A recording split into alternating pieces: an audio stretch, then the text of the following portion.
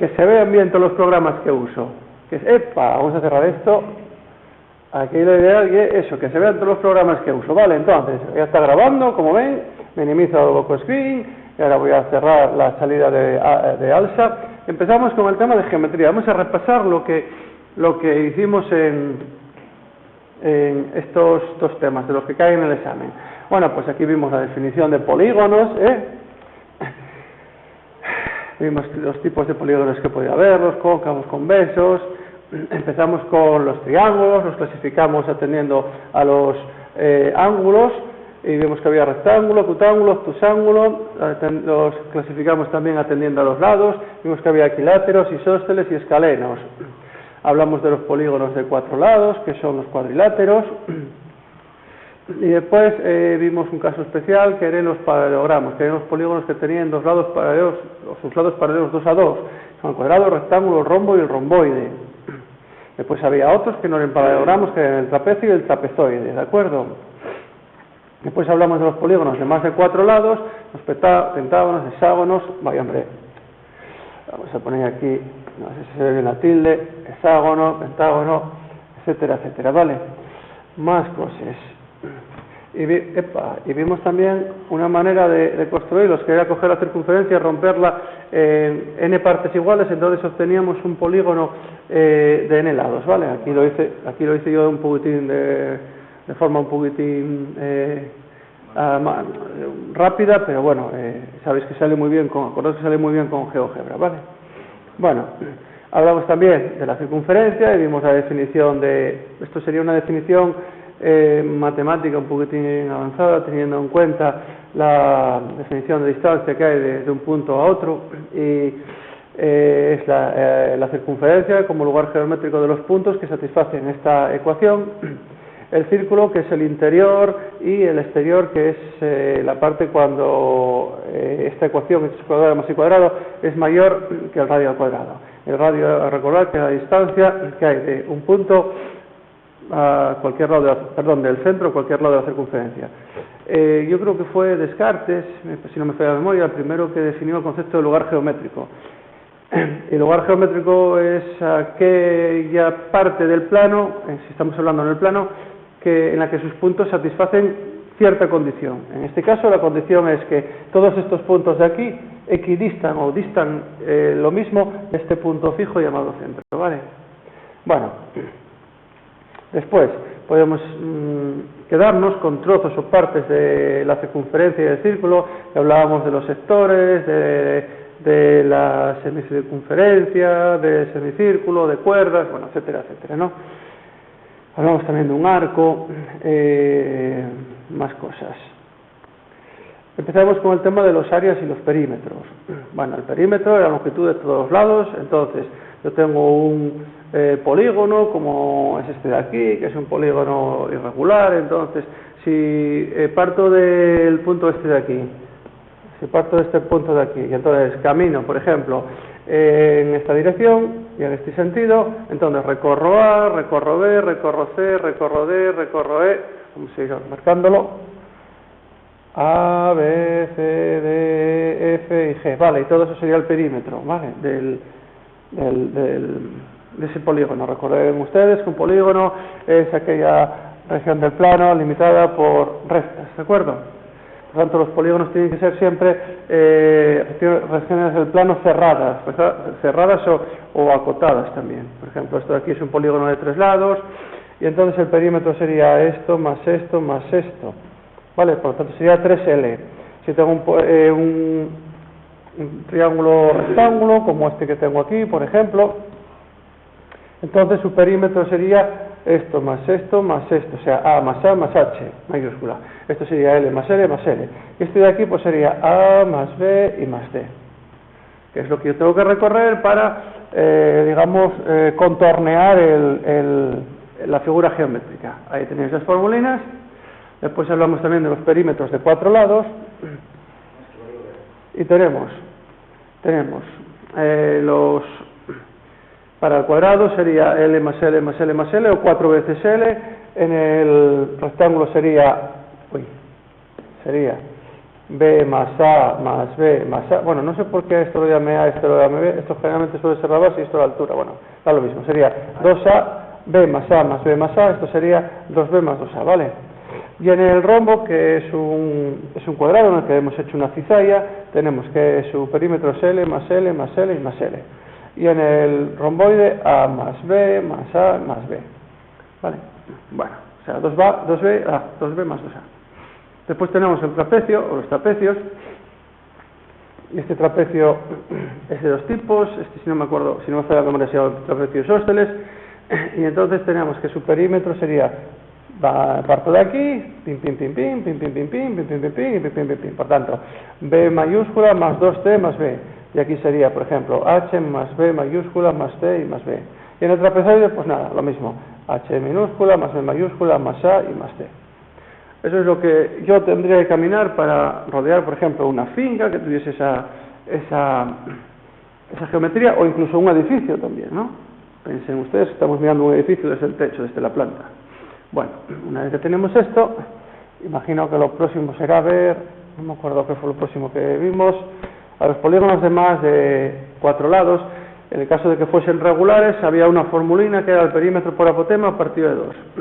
Ay, perdón, estamos hablando del perímetro. Entonces, si es un pentágono, tendríamos L más L más L más L y más L, 5 veces L, y si es un hexágono, L más L más L más L más L y más L, 6 veces L, ¿vale? Bueno, en caso de que tenga n lados, pues sería n veces L, suponiendo que es un polígono regular.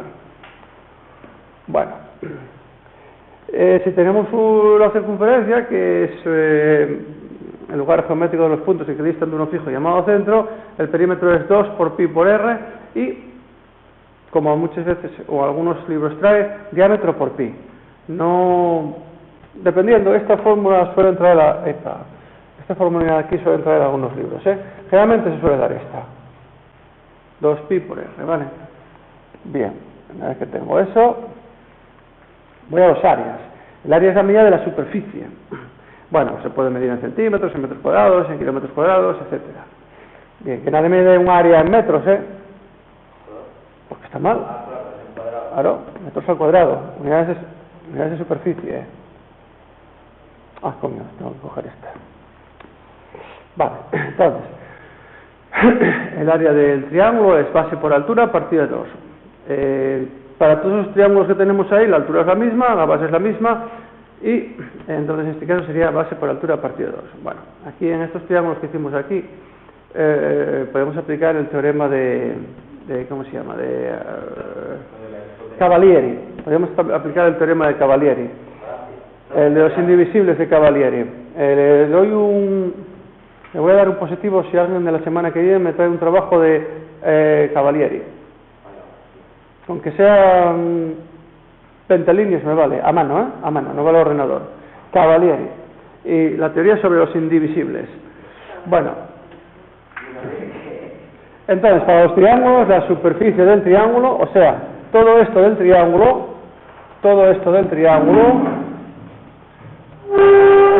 vale, base por altura partido de 2. Todo esto de este triángulo,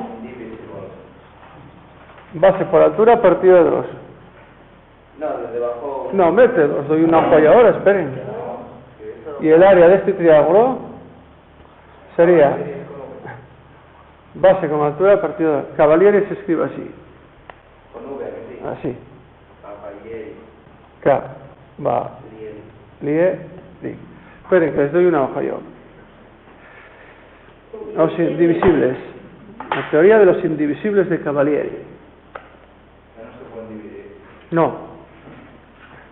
Está desarrollada y pensada para calcular el área de figuras que tienen igual altura, igual sección.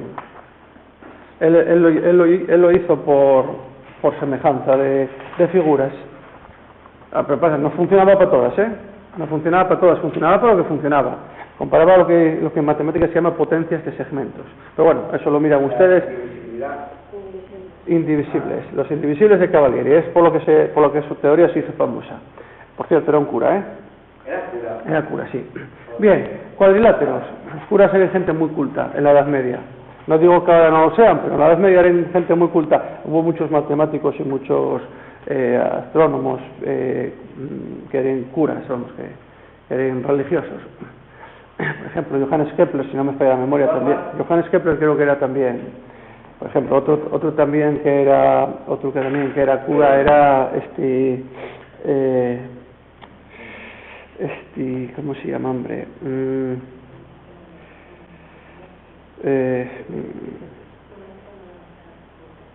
Creo que era Bolzano, si no me falla la memoria. Creo que también Bolzano creo que también era cura, ¿eh? Unos cuantos. Bien, vamos a los cuadriláteros. Empezamos por el cuadrado. El área del cuadrado es toda esta superficie encerrada entre sus cuatro lados, por lo tanto sería lado por lado o lado al cuadrado, ¿de acuerdo? Ese sería el área del cuadrado, lado al cuadrado. Bien, en el rectángulo sería base por altura, que es toda esta superficie encerrada, ¿vale? Ahí sería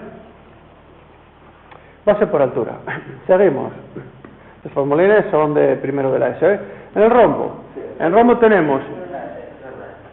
rombo tenemos una diagonal mayor y una diagonal menor, ¿de acuerdo? Esta sería la diagonal mayor, bueno, me salió así esta diagonal mayor, y esta de aquí sería la diagonal menor. Por lo tanto, lo que hago es, se lo dije que se lo pensaran, entonces, calcularía el área de este triángulo de aquí,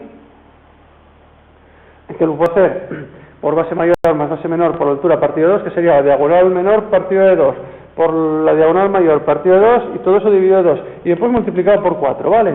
Tengo 1, tengo 2, tengo 3, y tengo 4 triangulinos. Al final, cuando hacéis la operación, os queda diagonal mayor por diagonal menor partido de 2. Vale.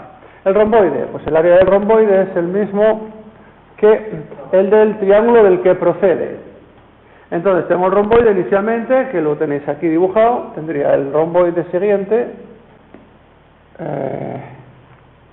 tendría este romboide, pin y pin, y entonces el rectángulo del que procede es la zona sombreada, por tanto el área del romboide sería el área del rectángulo del que procede, antes de hacer la cizalla.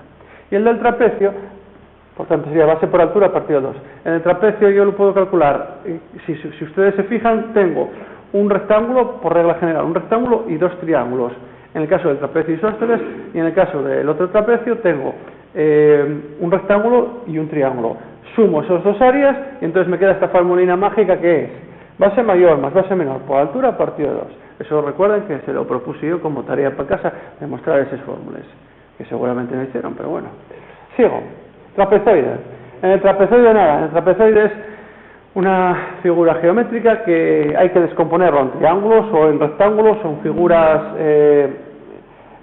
más simples, cuya área cuya fórmula para el área sea conocida. Entonces, para el área de ese trapecio romperíamos en el área de este rectángulo, el área de este rectángulo, el área de este triángulo y el área de este triángulo. Entonces, lo sumaríamos todo y quedaría el área del trapecio, ¿de acuerdo? Para el caso de los polígonos de 4 lados, y aquí lo hice, creo que fue para un pentágono, 1, 2, 3, 4 o 5, sí, para el pentágono. Bueno, pues cogemos el pentágono regular, lo inscribimos en la circunferencia, calculamos,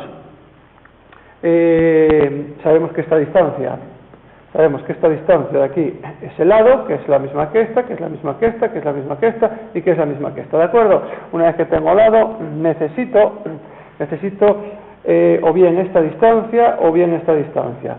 La primera distancia, esa que ahí marqué, es la apotema, que es la línea que va desde el centro del polígono, desde el centro de la circunferencia en la que está escrita, al punto medio de cada lado, y después el radio, que es esa distancia que está ahí. Por el teorema de Pitágoras es muy fácil calcular una distancia u otra conociendo dos, claro.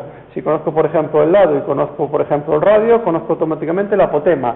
Y si conozco la apotema y conozco el lado, entonces automáticamente saco el radio. Y a partir de ahí, puedo operar con el polígono sin ningún problema. Entonces, si se fijan, ahí lo que tengo es un triángulo. Ese triángulo, el área de ese triángulo lo puedo calcular como la base, que es en este caso el lado, por la altura, que es en este caso el apotema, y dividido de 2. Y si lo multiplico por 1, por 2, por 3 y por 4 y por 5 triángulos que me salen al romper el polígono en figuras más simples, entonces encuentro que el área se puede poner como perímetro por la apotema partido de 2. ¿De acuerdo? Perímetro por la apotema partido de 2, donde el perímetro son 5 veces el lado. Bien. Y sale la formulina de el área de un triángulo, 5 veces el área del triángulo. Bueno, dicho eso, seguimos repasando. En el caso de que no sean regulares, pues ahí ya tengo que buscarme la vida y buscar, como ya dije, figuras más simples, ¿vale?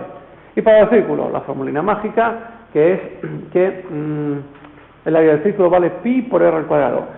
Es muy habitual. En tercero de la ESO todavía sigue pasando. En cuarto de la ESO no suele pasar, sobre todo cuando la gente se fija.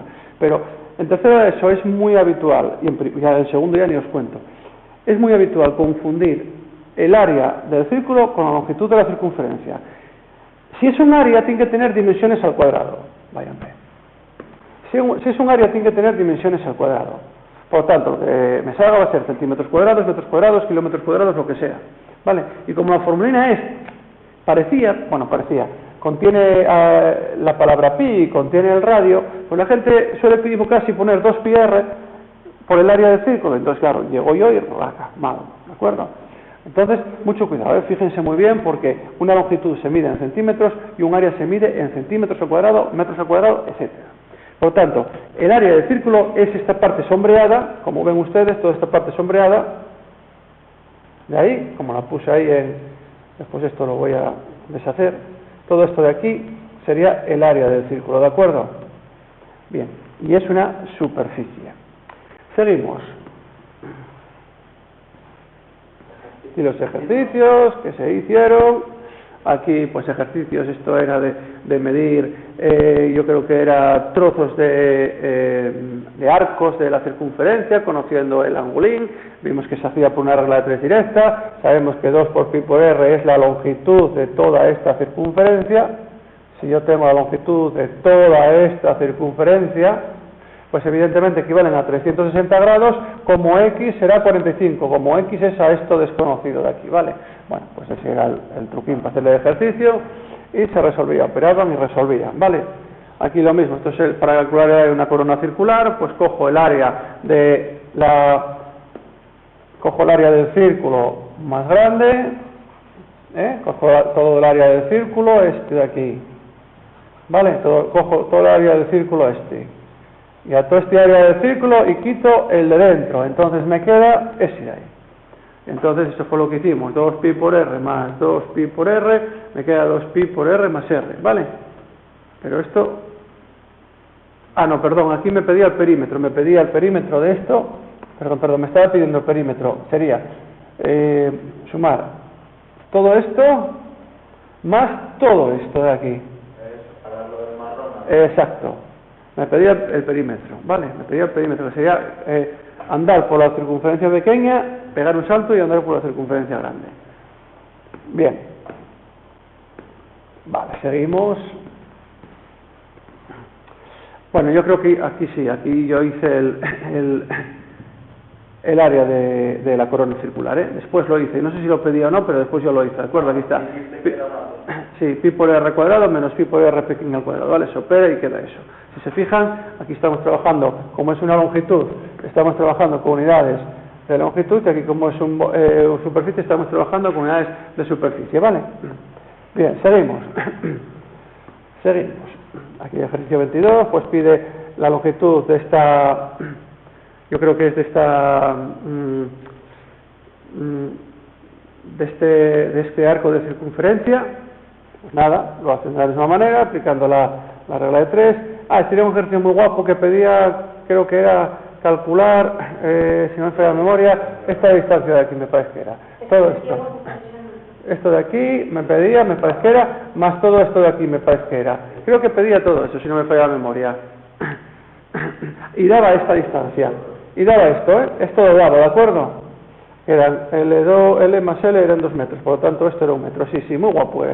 Entonces, con esta distancia que te daba, caminabas media circunferencia grande, caminabas media circunferencia pequeña y tenías este sistema de engranajes, ¿vale? Porque esto puede ser hasta un sistema de engranajes. Esto se usa mucho en ingeniería, ¿eh? Esto es muy útil para la ingeniería. Para las máquinas, justo, sí, para la maquinaria. Para examen me gustan todos. Bueno, aquí lo mismo, pues aquí te pedía áreas de triángulos, de figuras sencillas. Aquí tenemos, por ejemplo, calcular el área de un creo que es un hexágono, 1, 2, 3, 4, 5, 6, 7, un hectágono creo que es, sí, un hectágono porque perímetros son 7 por 5, que es lo que mide el lado, ¿vale? Me parece que era así el lado 5 centímetros, entonces sí, vale, era un hexágono. No se ve aquí al final los centímetros al cuadrado, bueno, igual se ve en el vídeo, pero bueno, fíjense que son centímetros al cuadrado, ¿eh? Sí, porque creo que coge hasta aquí, me parece el vídeo coge hasta esta zona de aquí.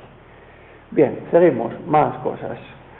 Aquí tenemos el área típico de los trapecios y tendríamos un trapecio el isósceles y el trapecio normal. Entonces el área sería calcular todo esto de dentro en cada caso, ¿vale? Esto para una situación y esto para otra. Están los cálculos ahí hechos, los tienen ustedes en la libreta, y si no los tienen en la libreta les recomiendo que lo vayan pasando, porque cuando pidan las libretas tienen que tenerlo, ¿eh? Bien, sigo. Cuerpos geométricos, vale. Entonces, aquí empezamos con el sistema en 3 dimensiones. Entonces cogíamos un sistema de ejes cartesianos en 3 dimensiones. Esto fue el primero que introdujo esto, el primero que empezó a estudiar esto, si no me falla la memoria, fue un niño prodigio francés que se llamaba Clairaut. Pero después, digamos que el que formalizó la teoría y el que estableció las bases de lo que sería la geometría en 3 dimensiones y la perspectiva desde un punto de vista matemático formal fue Gaspar Monge, ¿vale? Entonces, el caso más sencillo de todos es empezar a trazar planos paralelos a los planos que veis aquí coloreados, a este de aquí, a este de aquí, a este de aquí y a este de aquí, ¿de acuerdo? Y entonces, si empiezo a trazar planos paralelos, encuentro una cara por aquí, otra cara por aquí, otra cara por aquí, otra cara por aquí debajo, la de atrás y la del plano verde. Y entonces, la figura más sencilla que me sale al cortarse planos que son iguales, encuentro un cubo.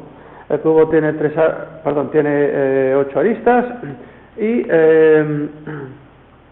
no, 8 no. A ver, son 1, 2, 3, 4, 5, 6, 7, 8, 9, 10, 11, 12 creo que son, me parece. Bueno, se cumple que caras menos aristas más vértices es igual a 2, ¿eh? Eso se llama el teorema de Euler, ¿vale? Muy importante en la matemática. Lo cumplen todos los cuerpos, todos los poliedros del sistema regular cúbico. Bien, y alguno más, pero bueno, en principio los del sistema regular cúbico. Caras menos aristas más vértices tienen que ser igual a 2. Bueno, pues sabemos que la superficie del cubo son 6 cuadrados, por lo tanto sería 6 veces L al cuadrado, y el volumen del cubo es L por L por L, largo por ancho por alto, que en este caso, como vale lo mismo, es L al cubo. Lo siguiente que vimos fueron los prismas. Entonces aquí tenemos un prisma con base cuadrada, y entonces tenemos la base es un cuadrado, y por ejemplo la cara que está sombreada es un rectángulo, por lo tanto la superficie del prisma sería 4 veces la cara esta que está sombreada, más 2 veces esta cara que voy a sombrear yo ahora, ¿vale? Si sombreamos esa cara, tendríamos la tapa y la de la base, y entonces sería 2 veces a cuadrado más 4 veces a por h, que es la formulina esta que tienen ustedes ahí, y el volumen sería área de la base por la altura. El área de la base es un cuadrado por la altura h, por lo tanto a cuadrado por h. El ortoedro o la caja de zapatos consiste en deformar la anterior figura y hacer todas las dimensiones distintas. Por lo tanto, tengo A, B y C. Tengo, si se fijan, un rectángulo anterior y un rectángulo posterior. Este de aquí, váyanme. Bueno, este de aquí y este de aquí. Esos dos rectángulos son iguales. Este de aquí y este de aquí también son iguales. Y el del techo y el de la base son iguales. Por lo tanto, la superficie del prisma sería 2 veces el triángulo creo que es amarillo, más 2 veces el triángulo verde, más 2 veces el triángulo azul, ¿vale? Y entonces, si lo sumo sería 2A por C, más 2B por C, más 2B por A. Bueno, y el volumen es área de la base por altura, por lo tanto A por B por C, largo por ancho por alto. Bueno, aquí tenemos primas de base, un polígono regular, en este caso con la ayuda de GeoGebra, pues hicimos este dibujín, GeoGebra 3D, entonces ahí identificamos la apotema, ahí tenemos identificada la altura, tenemos identificados 6 rectángulos, tenemos identificados ahí 2 hexágonos. Si se fijan, tenemos un hexágono superior que se ve claramente y aquí tenemos otro hexágono inferior que lo marco ahí. Por lo tanto, esto va a tener una superficie, que es la superficie de ese hexágono, y entonces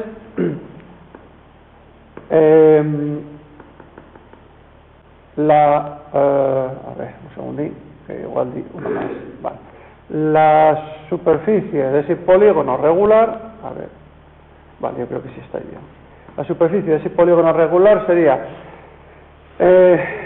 la superficie del número de caras rectangulares más la superficie de polígonos de las bases. Cuando hablo de las bases sería la base inferior y el techo, ¿de acuerdo? O la tapa, si es un recipiente. Y entonces sería n veces h por l, o sea, h sería la altura, esta distancia que tienen ustedes aquí, y L es la longitud de un lado de la base. Por lo tanto, si tengo un polígono de n lado sería n veces LH, más 2 veces, suponiendo que tenga tapa y que tenga fondo, 2 veces perímetro por apotema partido de 2, ¿vale? Y el volumen es muy fácil, área de la base por la altura, área de la base, perímetro por apotema partido de 2, porque es un hexágono, y por la altura, ¿vale? Cuerpos que terminan en pico, pirámides. Pirámides. Si desarrollo la pirámide esta que tengo aquí, que es una pirámide de base hexagonal, si se fijan, ahí tengo marcados unos cuantos triángulos que son triángulos rectángulos. Por lo tanto, ahí voy a tener que aplicar el teorema de Pitágoras, ¿de acuerdo? Si desarrollo la pirámide, si pudiese desarrollar la pirámide, me quedarían las caras laterales, que son estas que vemos en forma triangular. Tengo 1, 2, 3, 4 y 5. Aquí, perdón, tengo una pirámide de base pentagonal. Es un pentágono, ¿eh? Es un pentágono, vale. Entonces, tengo esta cara de aquí, la cara de atrás, la cara que no se ve y esta cara tampoco que se ve, ¿de acuerdo? Entonces tengo 5. Y ahí, si se fijan, tengo este triángulo que es un triángulo rectángulo, este triángulo aquí abajo que también es un triángulo rectángulo. Esta es la línea que baja así. Voy a poner un colorín. Recuerden ustedes que dije que se llamaba la apotema de la pirámide. Esta línea que va desde el pico de la pirámide hasta el punto medio de cada lado por una cara lateral se llama la apotema de la pirámide. Y esta de aquí, que va desde el centro de la pirámide hasta el punto medio de cada lado, se llama la apotema de la base, ¿de acuerdo? Por lo tanto, eso me va a permitir a mí establecer triángulos rectángulos y a partir de ahí, pues sacar todas las magnitudes que pueden ser desconocidas. Y hay otro triángulo rectángulo más que es este de aquí, este y ese. Ese es otro triángulo rectángulo, ¿de acuerdo? Porque ahí va desde la línea donde se juntan dos caras triangulares y la altura, justo cogiendo esta distancia de aquí, que sería el radio de la circunferencia que, como pongo aquí, circunscribe el polígono regular, ¿vale? Ya lo estuvimos haciendo esto con GeoGebra y vimos que, bueno, que era bastante interesante, ¿eh? Bien, el programa. Vale, por lo tanto, el área sería el área de las caras laterales, en este caso van a ser triángulos, y el volumen sería 1/3, porque termina en pico, del área de la base por la altura. Los cuerpos de revolución, pues nada, tenemos los cilindros y... Vale, tenemos los cilindros.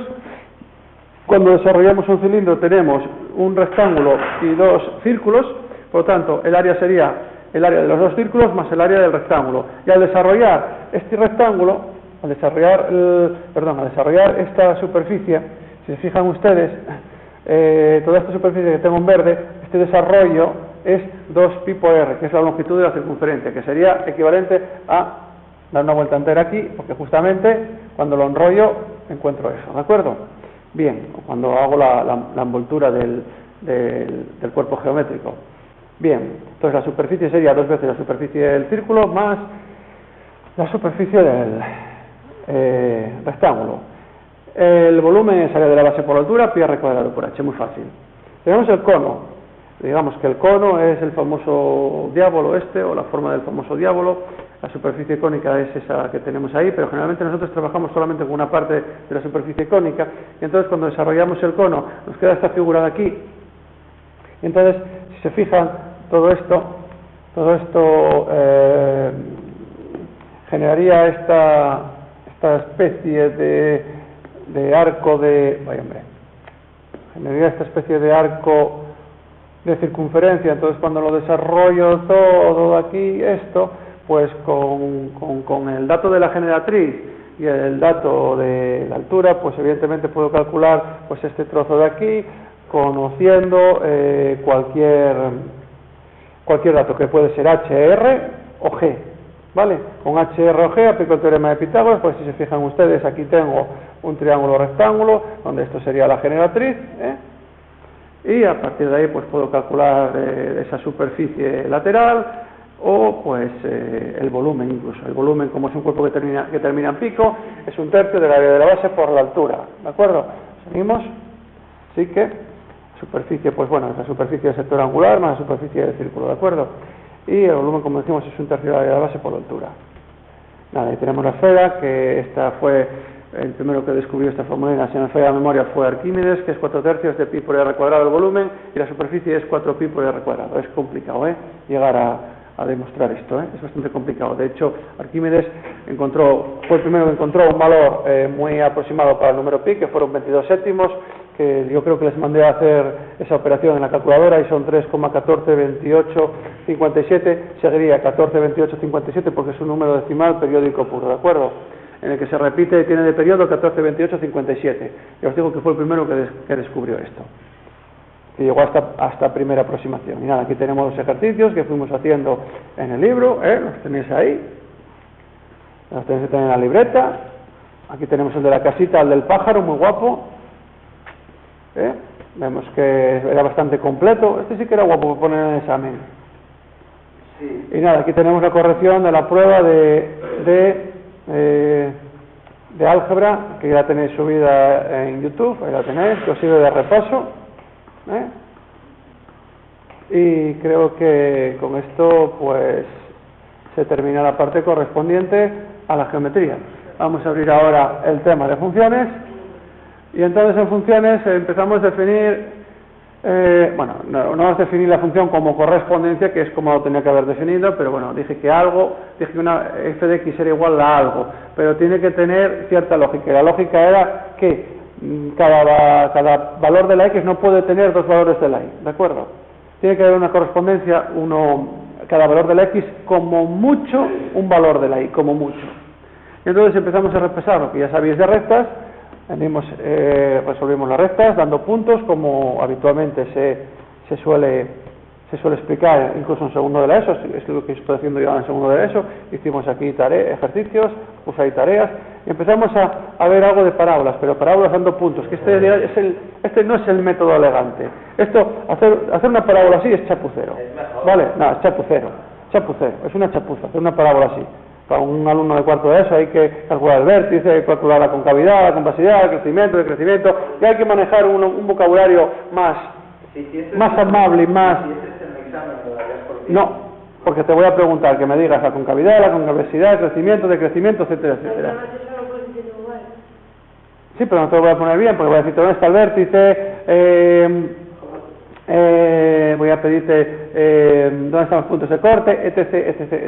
¿Vale? Y de esa manera no tienen por qué salirte.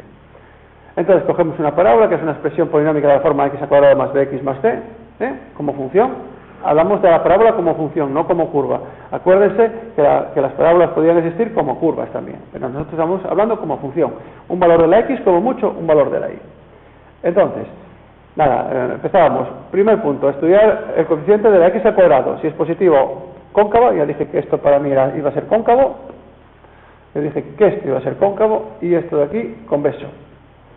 Entonces, los puntos de corte con los ejes sería el siguiente punto a tratar. Los puntos de corte dijimos que eran de la forma.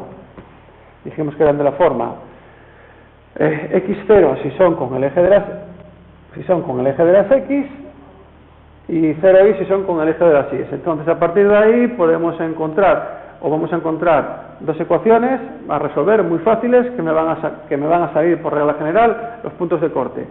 Bien, no sé si hice por aquí algún ejemplo. Sí, bueno, con el eje de las x hay que resolver la ecuación x al cuadrado más bx más c igual a 0, y con el eje de las y simplemente hay que hacer f de 0 igual a lo que salga, generalmente al término independiente, si existe.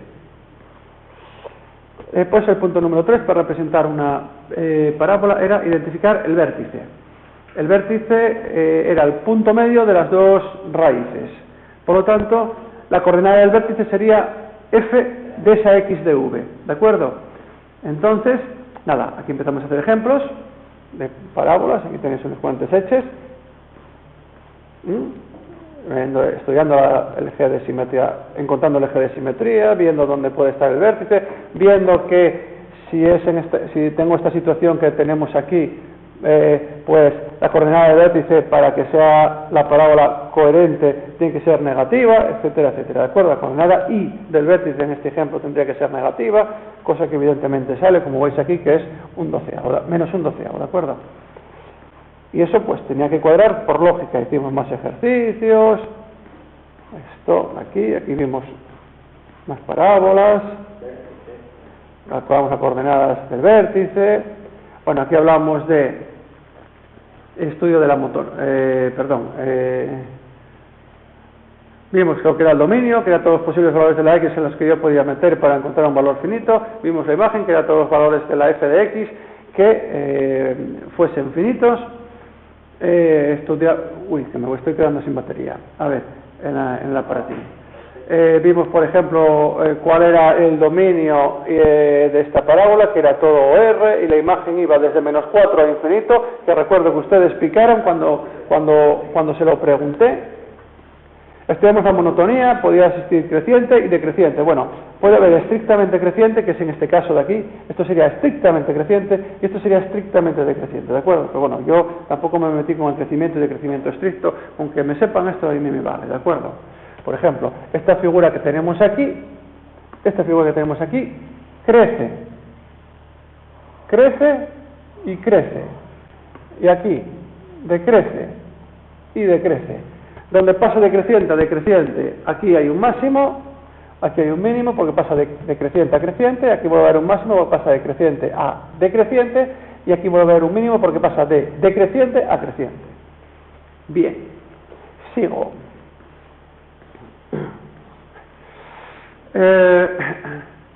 Tenemos más ejercicios de parábolas.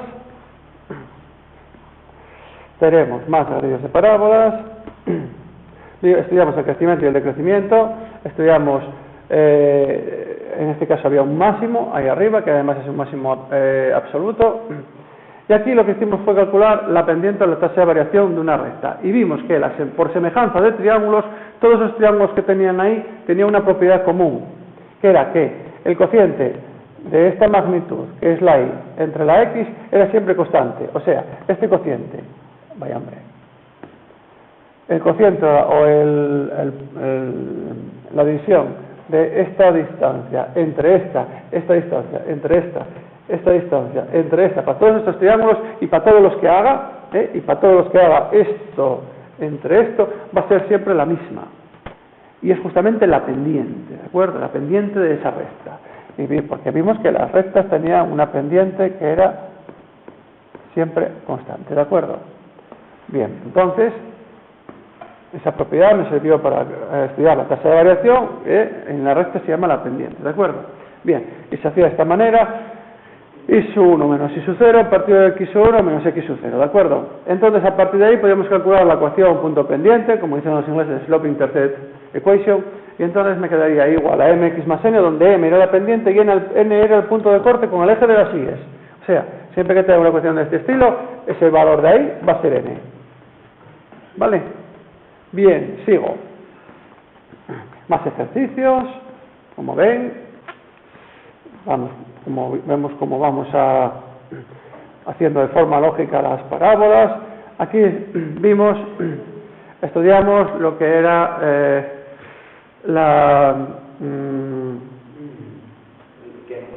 la periodicidad, si me hace la memoria, crecimiento, decrecimiento de funciones que eran, y la continuidad también, vimos de funciones. Vimos que la figura perdón, la gráfica de la línea amarilla era una función que era discontinua porque tenía que levantar, digamos, las manos de la pizarra para representarla, y esta de aquí también es discontinua porque es discontinua en este punto de ahí. Tengo que levantar el lápiz de la pizarra para poder representarla, ¿vale? Aquí vimos funciones que eran decrecientes, como eran las exponenciales o incluso la logarítmica. Aquí vimos un ejemplo de una función que no es una función. Esto no es una función, esto es una curva, es una semicircunferencia, y ahí está representada como curva, ¿de acuerdo? Bien, aquí vimos y os construí el ejemplo de una función que era periódica, cuya dominio era todo conjunto de números reales, y la imagen iba desde el -1 al 1, intervalo cerrado, ¿de acuerdo? Y lo construimos de esta manera: cogimos un trocín de figura, a ver si lo tengo por aquí, cogimos este trocín de figura, y entonces lo que hicimos, este trocín de figura, a ver si funciona, cogimos este trocín de figura, y entonces lo que fuimos fue ir trasladándolo 1, 2, 3, varias veces hacia la derecha y también hacia la izquierda, ¿de acuerdo? Lo trasladamos hacia la izquierda y hacia la derecha, y entonces lo que encontrábamos era, en este caso, una función periódica, ¿vale? La periodicidad de una función. Pues hacemos esto, vale. Más cosas. Sí, no, voy a llegar hasta hipérbolas y corto, porque en hipérbolas, como ya lo tenemos, con hipérbolas ya lo tenemos explicado, sigo. Aquí tienen un modelo de prueba de lo que serían las funciones, pero como vamos a hacerlo con geometría, ya puse el otro modelo, pero bueno, a ver, pues algo de esto voy a poner, o algo de esto voy a poner, saben que voy a poner una hipérbola también, saben que voy a poner monotonía, entonces esto lo voy a compactar en 2 ejercicios, y aquí está lo que sería el modelo de examen, como ahí lo tienen, algo de áreas y perímetros, volúmenes y superficies de cuerpos geométricos, parábolas, rectas, hipérbolas, y aquí empezamos con el tema de las hipérbolas. Les voy a pasar esto rápido porque ya lo vimos en teoría, además hay vídeos hechos de esto para que lo repasen, ¿vale?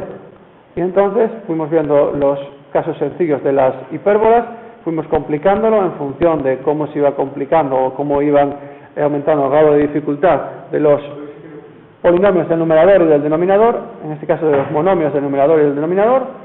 Vimos cómo se hacían los casos generales, esto ya está en el otro vídeo. Y nada, como ven, ahí fue lo último que vimos, esto era la tarea que había pendiente, y entonces nada, lo van haciendo, van mirando este vídeo cuando lo tengan en YouTube. Si tienen alguna duda, pues ya saben, me la preguntan, ¿vale? Espero que lo hayan entendido, espero que les haya gustado y thank you for watching.